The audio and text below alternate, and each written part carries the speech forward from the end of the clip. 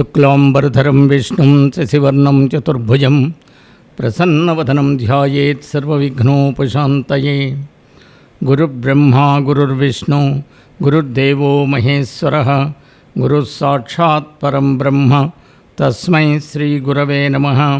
వ్యాసం వసిష్ఠనప్తారం శక్తేః పౌత్రమకల్మషం పరాశరాత్మజం వందే సుఖతాతం తపోనిధిం. నారాయణం నమస్కృత్య నరం చైవ నరోత్తమం దేవీం సరస్వతీం వ్యాసం తతో జయముదీరయేత్. వసుదేవసుతం దేవం కంసచాణూరమర్దనం దేవకీ పరమానందం కృష్ణం వందే జగద్గురుం. కృష్ణం వందే జగద్గురుం.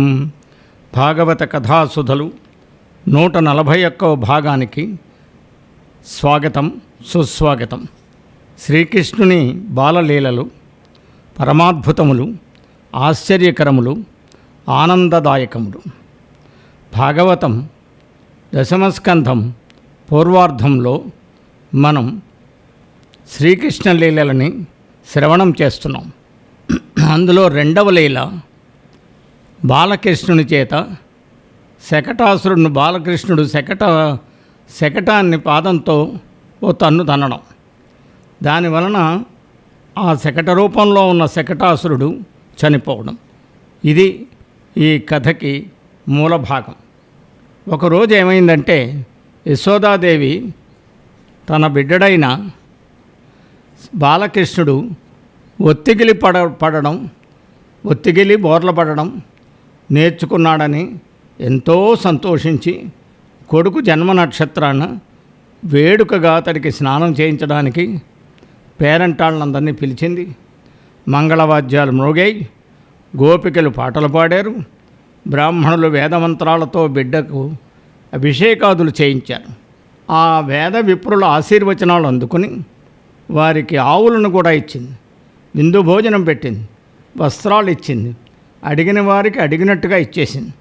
బాలకృష్ణుడిని ప్రియమార పానుపు మీద పడుకోబెట్టి ఆ గోపాలులకు గోపికలకు పూజలు చేస్తూ ఆమె బిడ్డ సంగతి మర్చిపోయింది. అంటే ఆ విషయం మర్చిపోయింది. బిడ్డ నీ పడుకోబెట్టాము, ఆ చుట్టుపక్కల ఎవరైనా ఉన్నారో లేదో అనే విషయం మర్చిపోయింది. ఆ సమయంలో చిన్ని కృష్ణుడు నిద్రపోయిన సంగతి మరిచిన సమయంలో నిదురించిన శిశువాకుని కిదుకుచు చనుగోరి కెరలి కిసలయ విలస మృదుచక్ర చాప రేఖాస్పద పదమునంతన్ని ఒక బండిన్ దండిన్. నిద్రపోతున్న బాలకృష్ణుడు ఆకలి వేసింది ఆయనకి. వెంటనే లేచాడు ఆ బాలుడు. లేవడం అంటే కళ్ళు విప్పాడు. కాళ్ళు చేతులు ఆడిస్తారు పిల్లలు. వడలు విరుచుకుంటున్నాడు. పాల కొరకు చన్ను ఎక్కడుందా అని వెతుకుతున్నాడు. అది దొరకపోయేసరికి ఆగ్రహం వచ్చింది, కోపం వచ్చింది, ఏడుపు వచ్చింది. చిగురుటాకు వలె మృదువై చక్రరేఖలు, ధనుస్సు రేఖలు, మున్నగు సాముద్రిక లక్షణాలుండే పాదంతో పక్కన బండి ఉంది. ఆ బండిని కూడా ఆయనకు తెలీదు. ఓ తన్ను తన్నాడు. ఆ తన్నేటప్పటికి ఆ శకటము హరితన్నిన దివిన్ ప్రకటంపై శకటము హరితన్నిన దివిన్ ప్రకటంపై ఎగసి ఇరుసుభరమున కండ్లున్ వికటంబుగ నేలంబడే అకటా ఎని గోప బృందము ఆశ్చర్యపడన్. చిన్నపిల్లలు ఎవరో చూశారు ఈయన తనడం. బాలకృష్ణుడు తన్నగానే ఆ బండి గోపకులందరూ చూస్తుంటే ఆశ్చర్యకరంగా ఆకాశానికి ఎగిసింది.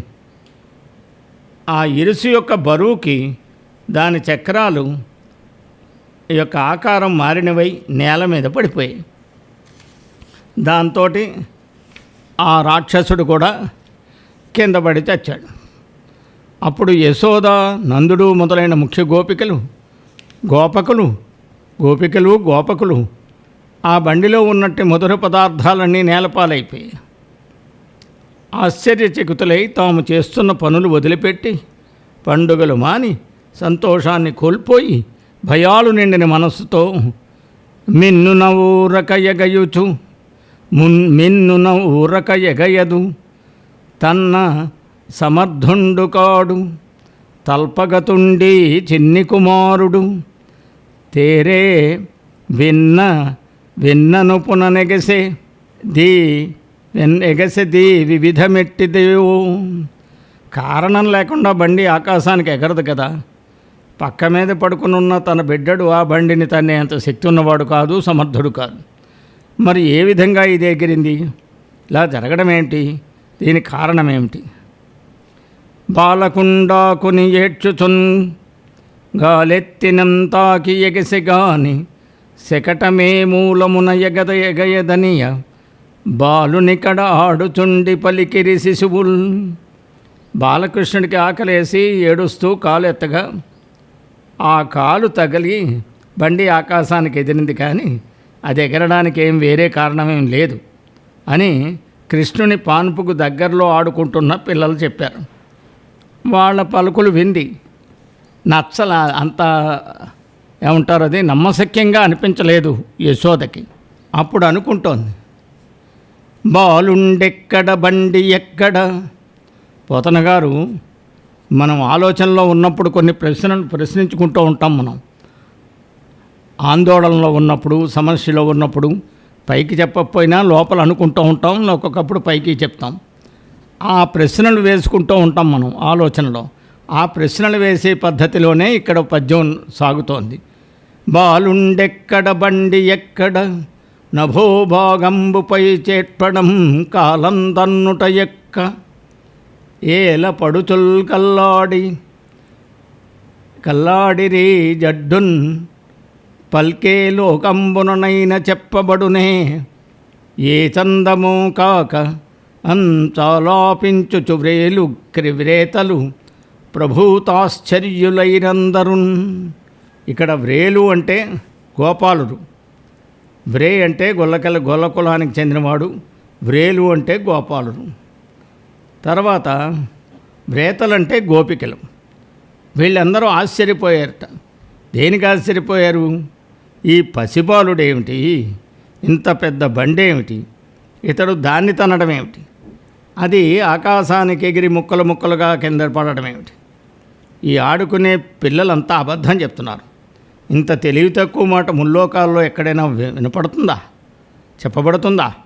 ఇదంతా ఏ విధంగా జరిగిందా అనుకుంటూ సందేహాలతో సతమతమవుతూ గోపాలుడు, గోపికలు అందరూ ఆశ్చర్యపడుతున్నారు అని భాగవతం మనకి తెలియచేస్తుంది. ఆ సమయంలో కృష్ణుడు ఏడవడం వినిపించింది యశోదకి. పరిగెత్తుకుంటూ వెళ్ళింది. వెళ్ళి పిల్లాడిని కొంచెం ఊరడించాలి కదా, ముద్దు చేయాలి కదా.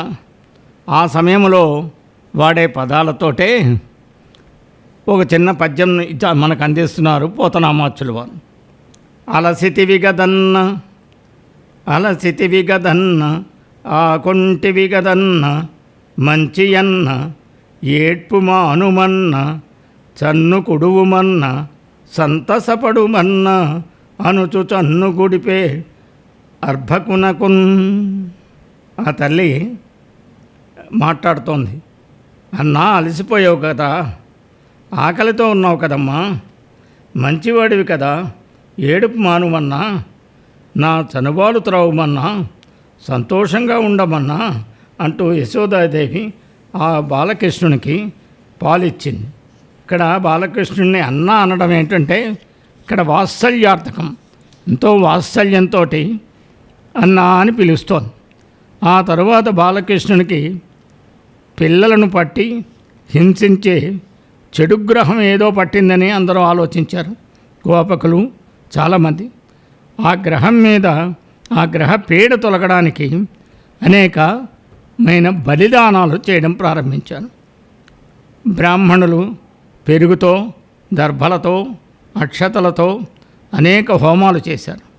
ఋగ్వేద, యజుర్వేద, సామవేద మంత్రాలతో అభిషేకాలు చేయించి శుభాన్ని, పుణ్యాన్ని కలిగించే స్వస్తివచనాలు, పుణ్యాహవచనాలు చదివించి కుమారుడికి మేలు జరగాలని నందుడు అలంకరించిన పాడియావులను పండితులకిచ్చి వారి ఆశీర్వాదాలు పొంది ఆనందించాడని చెప్పి సుఖబ్రహ్మ తన ప్రవచనాన్ని ఇంకా కొనసాగిస్తున్నారు.